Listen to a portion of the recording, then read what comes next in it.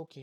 So আমরা পান্ডা যে data frame যেটা আছে আমরা ডেটা ফ্রেমটাকে রিনেম করতে চাচ্ছি। তো পান্ডা যে ডেটা ফ্রেমটাকে যদি আমরা রিনেম করতে চাই তাহলে কিভাবে রিনেম করতে পারি? আমাদের যে ডেটা ফ্রেমটা আছে, ডেটা ফ্রেমটাকে আমরা একটু প্রিন্ট করে দেখি ডেটা ফ্রেমে কি, কি আছে। আমাদের ডেটা ফ্রেমের মধ্যে নেম আছে, এজ আছে, আর স্টুডেন্ট আছে। নেমের মধ্যে আব্দুল্লাহ আছে। তো আমরা ফর এক্সাম্পল এই যে স্টুডেন্ট যেটা আছে আমি স্টুডেন্টটাকে চেঞ্জ করতে যাচ্ছি। ওকে?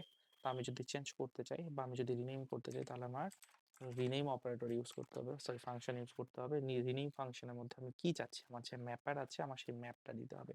আমি চেঞ্জ করতে চাচ্ছি COLMNS কলামস, আমি কলামসটাকে চেঞ্জ করতে চাচ্ছি। কলামসের মধ্যে আমি কি চেঞ্জ করতে চাচ্ছি আমার সেটা বলে দিতে হবে। আমি কলামসের মধ্যে চেঞ্জ করতে চাচ্ছি শুধুমাত্র স্টুডেন্টটাকে। ওকে? সো আমি বলে দিলাম STUDENT স্টুডেন্ট। আমি স্টুডেন্টটাকে কিসে চেঞ্জ করতে চাচ্ছি সেই ম্যাপটাও আমার অবশ্যই করে দিতে হবে। ওকে?